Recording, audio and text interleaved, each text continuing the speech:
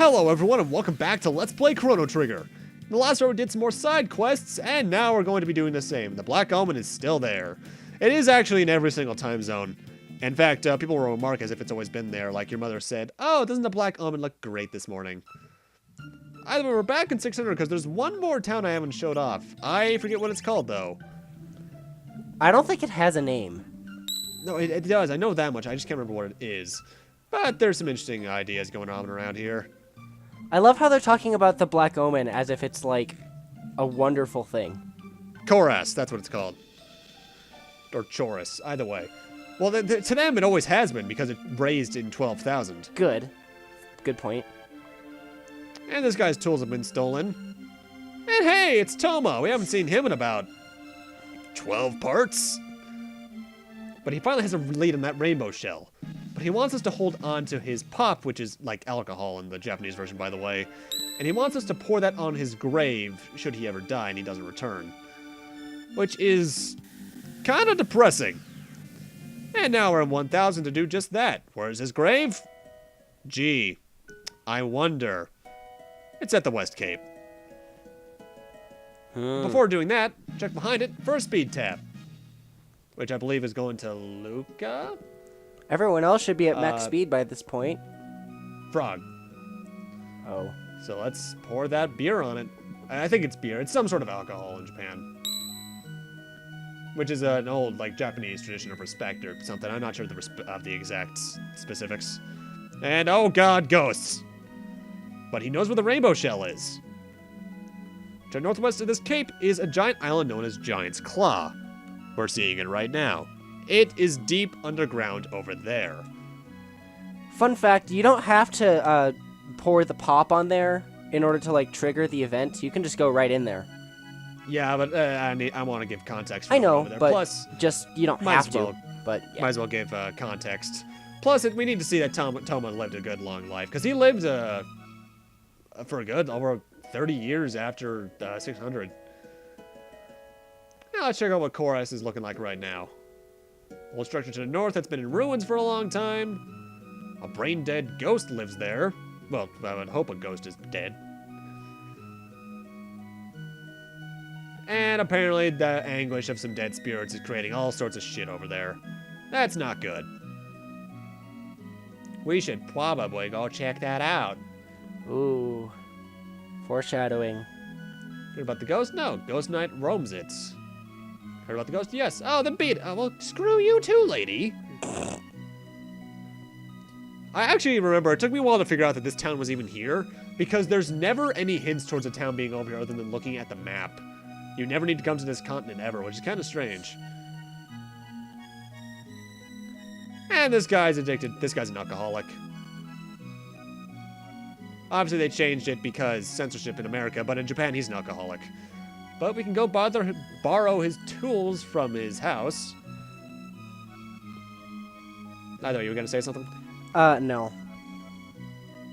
I swear I heard you say something. Nope. Eh. But we got the tools, so now let's go give them to that guy who was missing them. Who, by the way, they never really mentioned this, is his ancestor. Yep. I mean, it's pretty blatantly obvious. Yeah, but that's a paradox, all sorts of stuff. But before we go, let's go check out over here. The ghost? Ah, who's this guy? Cyrus! What? Why are you fighting us? Either way, Cyrus has 2,000 HP, 255 defense, 100 magic defense, and is immune to all elements. I'm sure we could take him out if we could actually hit him. Yeah, we are kind of swinging at a ghost, aren't we? Not physical. Great. Is there I got him. Is there any magical attack that is non-elemental? I don't believe so. Len? Do you want me to lend you something? Or he's trying to talk to Len. He angry. Well, it's clear we cannot really do anything here in 1000. So we should probably check back in 600. Because this place is in all sorts of ruins. But first, let's go give the tools to that guy's ancestor. And now that they've done that, we can actually head on over to his house and talk to him to commission him to do some stuff. And by that, they're going to try fixing up the ruins. This is only half of the quest, because the carpenters will only ever fix certain sections of the ruins at a time. And in order for them to progress, we need to kill monsters. AKA a lot of ghosts and stuff. Yeah, almost every single monster in this area is undead. One of which is super annoying for me. I think I know which one you're talking about. Either way, let's check around. First off, there is supposed to be a tab in this room, I could have sworn, or maybe I'm thinking of a different time period. Those things right there. Oh boy, yep. Go ahead. Okay, so let's see. Where is the thing? Okay, defunct 1450 HP, 474 experience points, 8 tech points, 500 gold, weak to fire, absorbs shadow charm, elixir, and drops lapis. I think, like, it'll get into a certain position at some... Yeah, that right there, and it'll have 255 defense, so... Yeah. And the cousin that I just killed off, too, is a Reaper. 1450 HP, 518 experience points, 8 TP, 700 gold, weak to fire, absorb shadow, you can charm an elixir, and they can drain your HP. Also, I think Frog Flare is one of the strongest dual techs, as long as Frog is low on HP. I believe so, but I rarely ever use it. That's fair. There are a lot of techs I don't show off in the game, which is a shame because some of them look really cool, but what are you gonna do? One of my favorites is Omega Flare, I think it is. Omega Flame, something like that. Sounds about right. So sentries, let's see, I think all physical attacks miss, I think. Sounds about right. 1280 HP, 467 XP, 8 tech points, 400 gold, weak to fire, charm hyper ethers, drop full ethers, absorb HP, uses MP Buster, and it can attack when you kill it with something called Grudge. It actually does a lot of damage. Yeah. I think it's related to everyone's grudge from the Tomberries, where it does more damage the more enemies you've killed, but I'm not entirely sure about that. But you do need to fight every fight in this area in order to come back to the guy and commission him to repair the place. Now he'll actually... It takes a lot... This section takes a lot of editing. Yeah. Not the most I've ever had to do. What game did that, probably? Probably something like the Battle Networks or one of the Zeldas. Either way, now that we've killed more ghosts, we can actually explore a bit farther in here and find some more stuff. Don't open that chest. Don't open any of the chests, really. Because this is the last area in the game that does this. There are chests in both time periods. Grab them in the past, you can't get them in the future, and the ones in the future have better items. Either way, here is Cyrus the Coward's grave. I love how Magus is standing there as this is happening. Actually, I specifically brought Magus for a reason in this scene.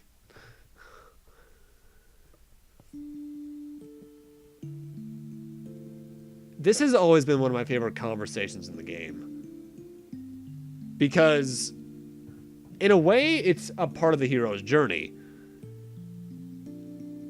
In fact, it's kind of the ending of it. Because this is the last bit of character development that Frog really gets.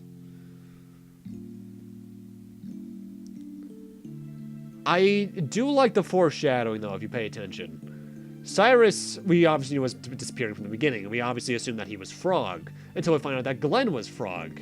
Which, in a way, shows that sometimes it's the weaker people that really are the hero at the end of the day.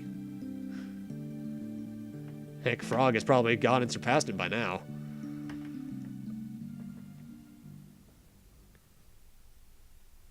But something's happening to the Masamune, and Magus does not like that.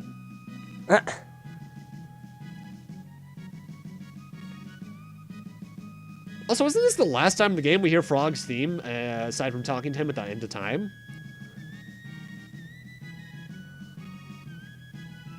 I believe it is. I wish I knew, man. Either way, apparently, seeing that Masamune... I hate that line. Mucho metaphysical, man. That's like so hippie.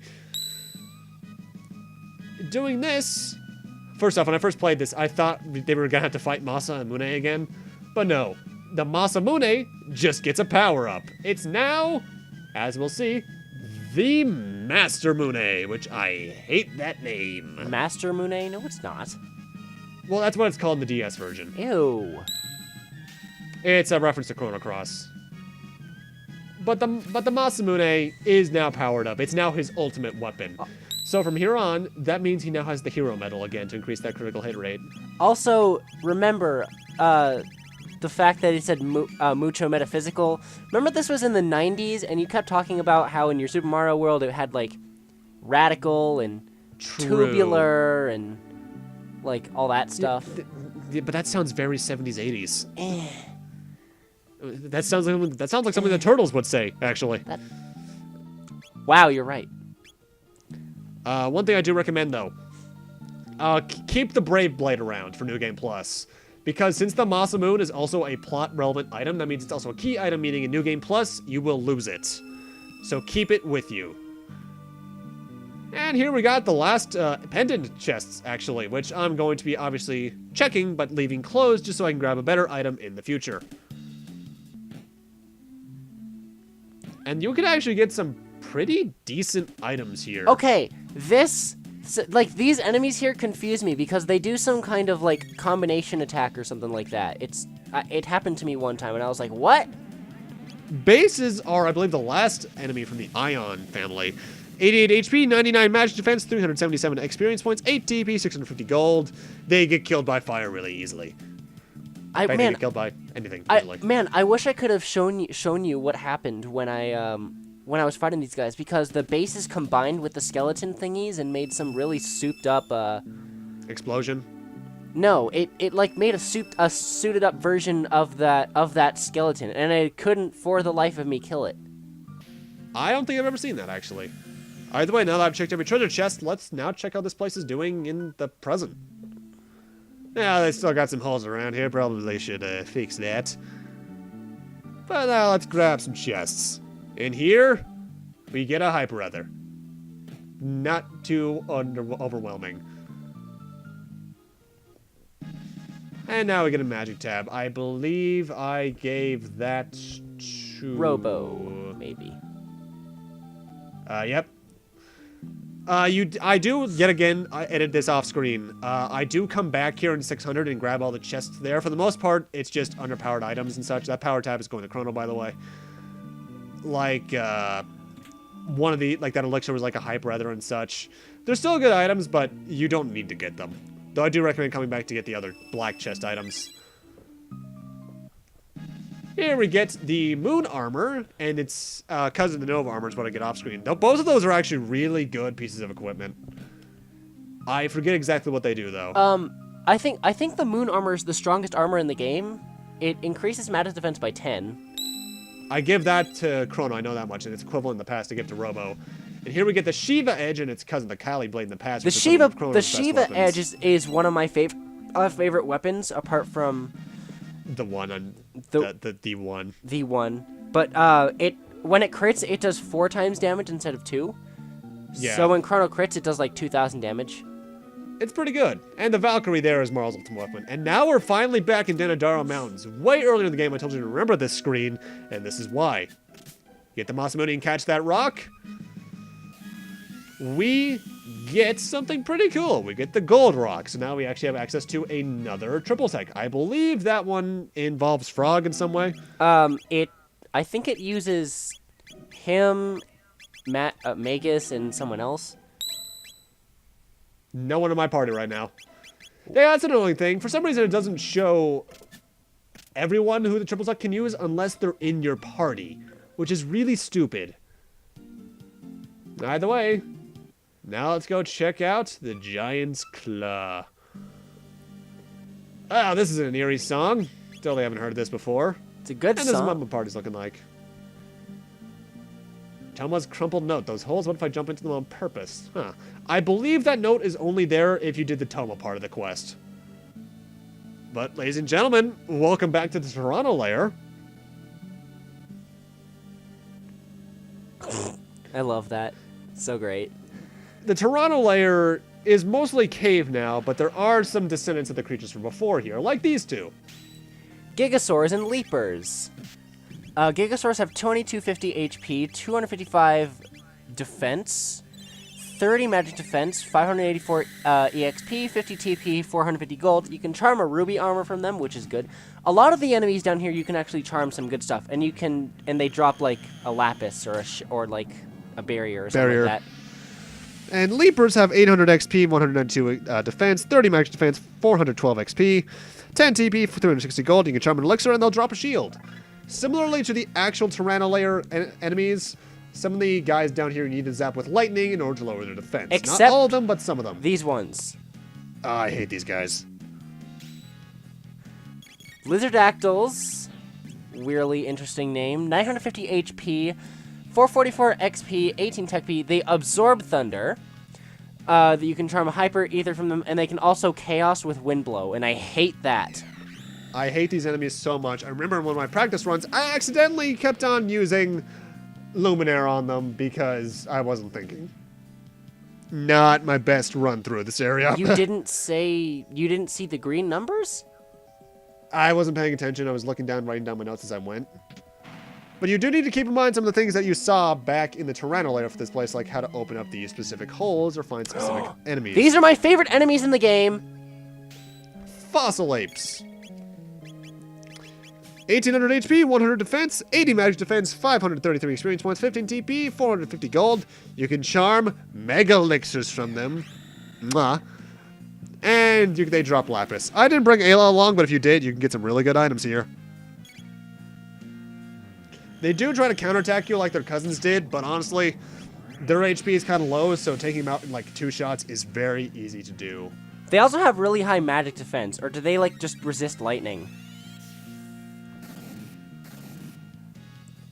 Which is it? I don't believe they resist lightning. What's their magic defense? Their magic defense is 80. So 20 for max, but we've seen enemies with much higher.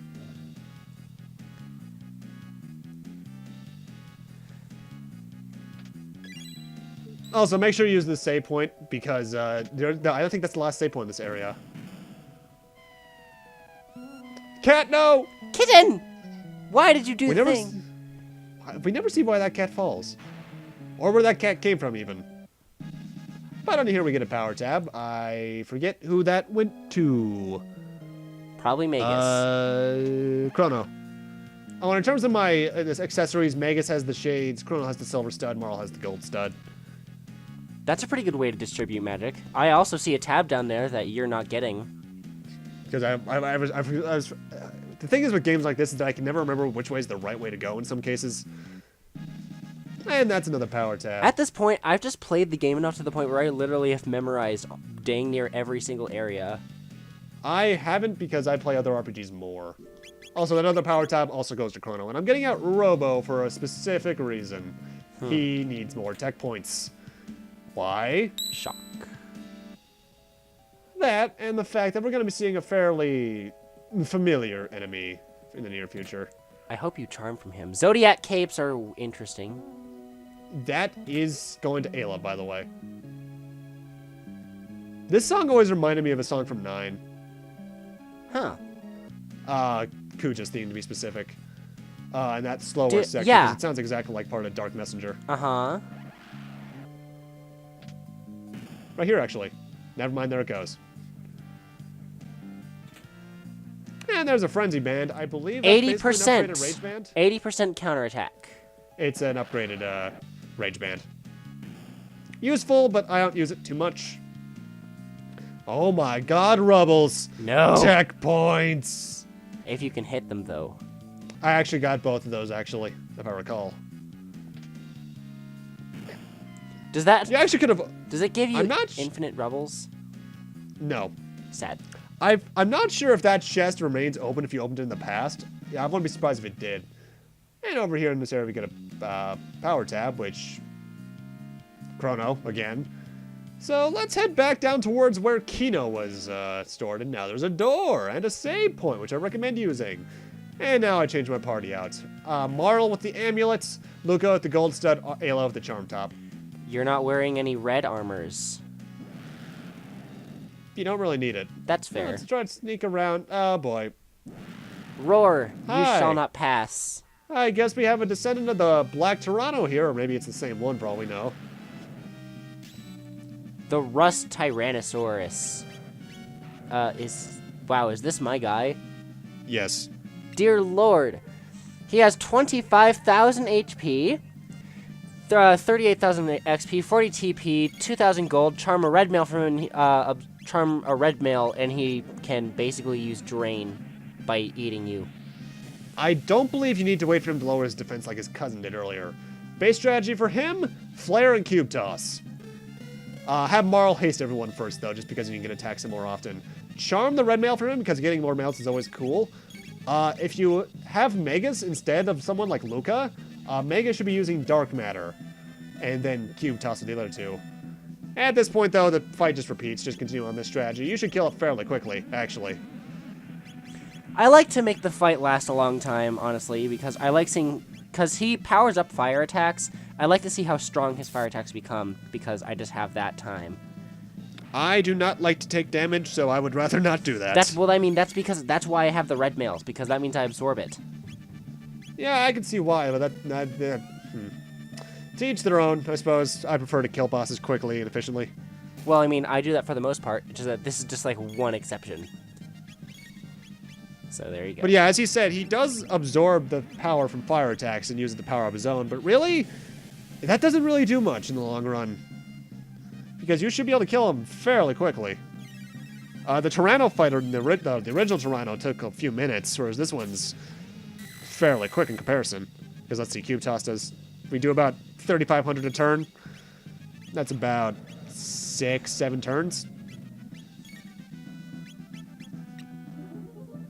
That's no. It hears me remembering. Oh, I didn't charm him, or did I?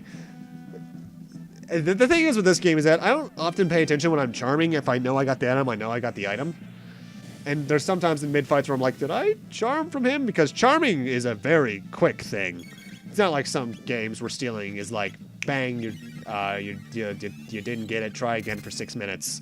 They only usually have one thing to steal, and it usually only takes 1 or 2 tries. I immediately think of Final Fantasy VI. I think of the 7 with the nuts you need to steal from those Tyrannosaurus enemies to get the gold chocobo quest done. Really? You can just steal the Zeo nuts? You can just steal a Zeo nut from the goblins. Yeah, but I prefer to do it earlier, so that's why, and it takes a while sometimes. Eh. I also think of the fairy flutes. I've never gotten a fairy flute. Damn that jolly green giant. Like, I tried, but that drop rate is like 1 in 256, and I'm just like, stop. That's why. Yeah. That's also why I got the Thief Gloves early, because the Holy Lance from Ark is one of the hardest things for me to steal, but I got it first steal when I got the Thief Gloves. So there you go. I can see that happening. I do wonder why, of all enemies, why bring back the Toronto? Why not another Azala or another Nizbel? Hell, why not Nizbel riding a Toronto? What? Yo, dog, I heard you like dinosaurs, so here's a dinosaur riding a dinosaur. I mean, then you could have just had a friendly Yoshi join your party, you know? Yeah, you could have, I suppose. Because then you would have a robot, a frog, a prehistoric woman, a dinosaur, a weird scientist, a princess, and a silent protagonist with minor character. Yeah. Either way, the Toronto Dies. fell into the void, apparently. Now if we head north, the mystical rainbow shell. We've technically been hearing about this thing throughout the game thanks to Toma, but we only just got reminded of it. And it's heavy. So, I guess let's go get the people from the castle to help us. Thankfully, unlike our Marl's father, her, I think, great-great-grandfather is a real pleasant fellow.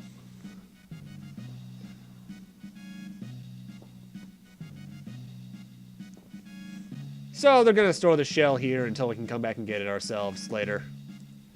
Good. Though I have to wonder, how do they get over to the Giant's Claw? We don't see them having boats yet. I guess it's implied they should, but eh. So let's check back in 1000. Haven't been in the castle since we got kicked out. Hopefully they'll let us in. What's up, people? Trial of the century? The king's on trial? What? Apparently sold royal treasures? What? He sold a No royal way. treasure, and now he's on trial. Oh, hey, a new door. Let's ignore it for now. Let's head back up to the courtroom, I guess. There's a treasure chest you missed. You can't get that yet. I know. I'm just saying, you still missed it. Okay, let's try barging in. Oh, I haven't seen this place in a while. Still being a dick there, Chancellor? Yeah, you are. Apparently, we have a case of he said, she said going on here. The king was supposedly supposed to show it off at the Millennial Fair, but the king has no memory of any royal heirlooms. Which, this is basically actually courtroom drama in a nutshell.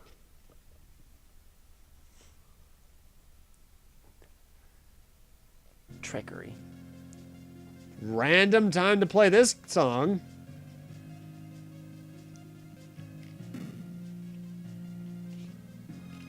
I actually really love this song, though.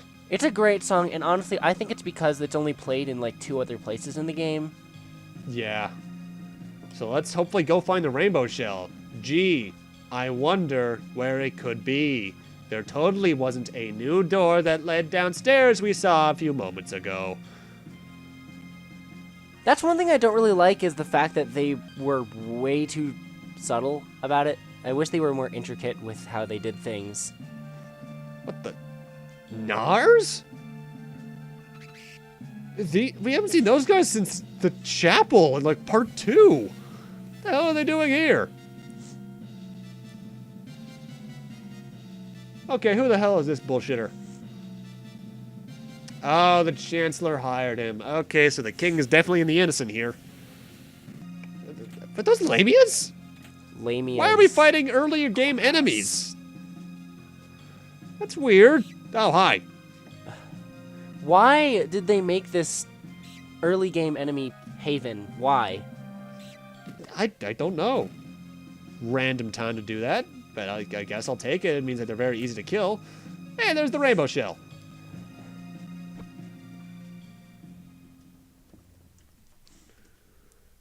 And there's apparently a letter from Nadia. Huh. I always like that little That letter note there. is lovely. Once family, always family, I suppose. And we get a prism shard. So let's go present that before he gets judged. Oh no. Are we too late? What is happening? At the rate that those, like, what are they? 7 judges are coming out. We got some time. We just we gotta run. Just gotta make sure that none of those stupid enemies are there. Hey, get out of my way.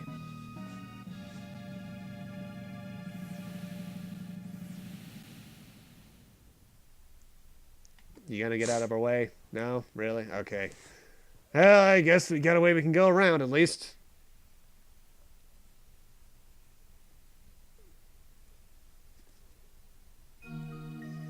Okay, how did she get back there? Not gonna tell us? Okay. Break that glass. I do love how dramatic this scene is. It's great. Yeah, if there's anything that I can give Chrono Trigger especially, is that it knows how to create drama with very, overall, fairly minimal sprites. The soundtrack helps. I feel like the reason why they played that theme there was like Marl was the shadow, like maybe Angelican. Possibly. Out here to avenge your ancestors. What are you talking about? Super ultra presto. We've seen that phrase before. Why have we seen that before? Why is this familiar? Oh, you're Why shitting are me. you here, Yakra? A Yakra descendant. Yakra the 13th. 18,000 HP, 3,500 XP, 40 TP, 2,000 gold. You can charm a white male from him, and he drops a Mega Elixir, and he can put you in Chaos mode. But where did Yakra even come from, though? We never learned. We haven't even learned who his mother is. Not that I want to know. First off, he starts off with Chaos, which is what Chaos is, obviously, as you can see by Luca being very derpy now. You want to heal and haste up after he does that. After that, have Luca use Flare as her main attack, or have Marl and Luca use Antipode 3. But always have someone with healing, like Robo on Heal Beam. You can also... Wait, no, I'm reading the wrong thing. Here we are. Antipode 3 followed by Cube, Toss, and Flare. That's all you really need. Heal when necessary. You could also sub Luca for Magus for an alternate strategy. Have him use his Dark Flare tech with Ayla triple kicking until everyone's hasted up, then Cube Toss from there on. What's your general strategy? I usually like to have Chrono, Marl, and Ayla for final kick. It's a really good tech. I also have like this party out and do Antipode 3 and then triple kick. Cool. So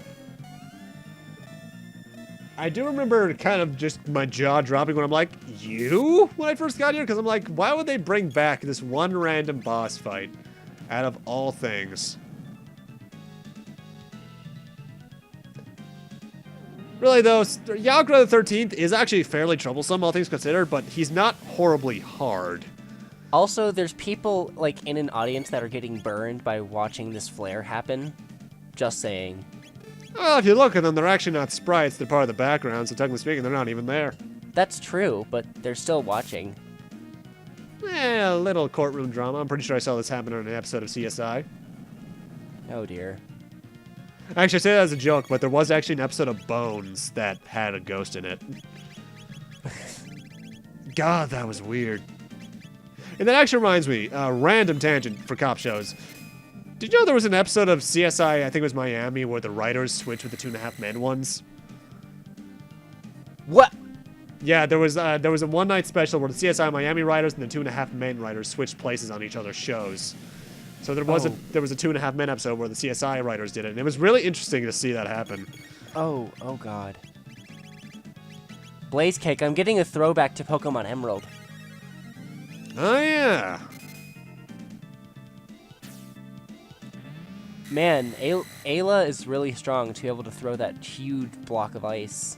I think at this point she doesn't even have her first upgrade for her fists yet. If we were playing DS, she would have her third at least, but nope, not here. This is it. No, it's not. Bite me. This attack does hurt though. That's about a third of her health. And she's wearing the safe helm and or has protect. I think she has the safe helm. Because I think Marl has a vigil hat.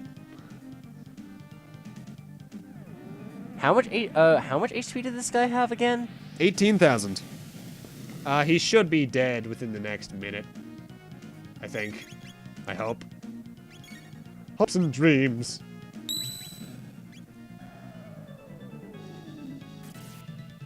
Here lies Squidward's hopes and dreams. I saw a meme where it was like, "Here lies Ash Ketchum's hopes and dreams." Because he lost the league After again. all that, pardon? He lost the league again. Yeah. He had the type advantage too. Ah. Why does he have to not be good? Also, Luca died. How sad. Yeah, that's the only time a character dies in this entire game, by the way. Rip Luca. Womp womp. That would have been a great time to use Green Dream, though. Yeah, but I have other priorities for her with stuff.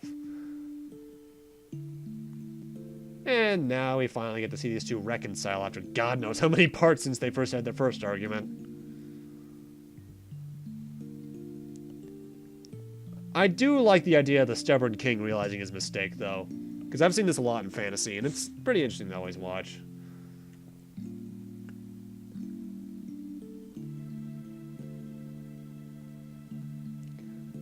I do wish we got to see maybe a cutscene with Marl with her mother. Because that could have led to more credence to the relationship of her being pissed at her father for supposedly not being there, as the Chancellor told her. But we never get to see anything like that, sadly.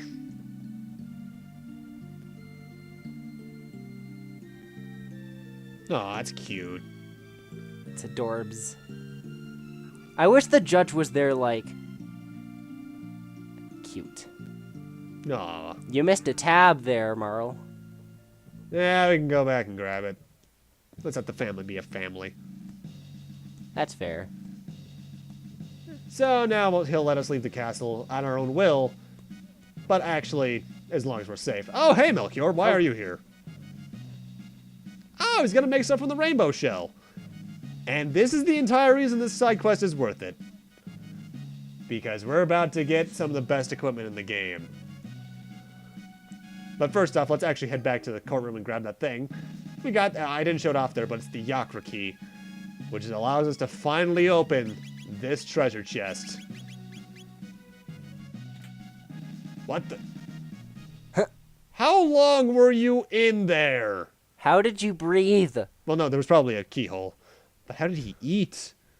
How did he, like, not die, being compressed? I don't know. Either way, He can't be a contortionist. Yeah, probably not. He is giving us a choice: 1 prism dress or 3 prism helms. I'm choosing the prism helms. The prism helms, first off, is 40 defense, protects you from all status effects and it's magic plus 9, whereas the prism dress, which is a lot rarer, is a 99 defense, female-only equipment that cuts all elemental damage by 1/3. The helms I find better purely because there are ways you can get dresses later on. Then he makes us the Prism Specs, which is an upgrade to the Sunshades. It raises all damage inflicted by the wearer by 50%, whereas the Sunshades is 25. And then finally, he makes us the Rainbow, which is Chrono's ultimate weapon in the game. 220 attack, 70% critical hit rate. It is really good. And with that, we've basically finished all the side quests. However, there's one more thing I gotta do. The last Specchio fight. Here's what everyone's looking like. Let's do this, Specchio. Also, make sure you're all healed up. You want to have lifeline for this fight, so make sure you have that.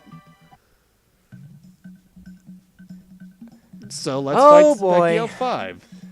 Oh boy. This is by far my least favorite Specchio fight. I hate this one even more than the new fight, which is past this. So, he has 10,000 HP, 70 magic defense, he uses tier 2 magics, can cause chaos, and he has a one-hit KO move. Which is why you want lifeline, which is essentially life 3. If someone dies, they'll be immediately revived, some amount of HP. My general strategy is obviously bring out lifeline, then have Chrono, I believe, have been doing all the attacking, while Marl hastes everyone and Robo heals. At which point, after a while, Marl will just go back to healing. And as for the final fight with Specchio, I'm not showing it off because it requires you to be level 99. And that's a bit too much grinding in my taste. You know, that's like New Game Plus only. The final fight is against a pink version of a new, where he has 20,000 HP, 85 magic defense, access to Luminaire, Flare, Dark Matter, Halation, which sets your HP to 1, and Salt, which restores his own HP. It's actually a fairly annoying fight, but I agree with Kenny in the fact that this fight's a bit harder in the first time around at least. Because he just has a lot of HP, and he does a lot of damage. The new's limited moveset is what really strikes him down, though. He is probably, supposedly the new is the hardest fight in the original versions, but honestly the DS version has the hardest fight in the entire series. What's that? The new super boss, which is kind of a reference to Chrono Cross. The Dream Devourer. Oh. But after a while, he finally goes down with Robo dead. Only 2 character deaths in the game, by the way. And for doing that, we get the Specchio Graceful set, which is 1 magic tab, 1 speed tab, 1 power tab, and 10 elixirs. You never need anything again. If you beat the new, you get 10 mega elixirs instead. Yes, which is just great. And with that, we've finished every side quest in the game I care to do, and they can really do. So here's what everyone's looking like right now. Why am I showing this? Because, ladies and gentlemen, we're going to need to end this off here. In part 16, we're heading off towards endgame, ladies and gentlemen. See you guys then.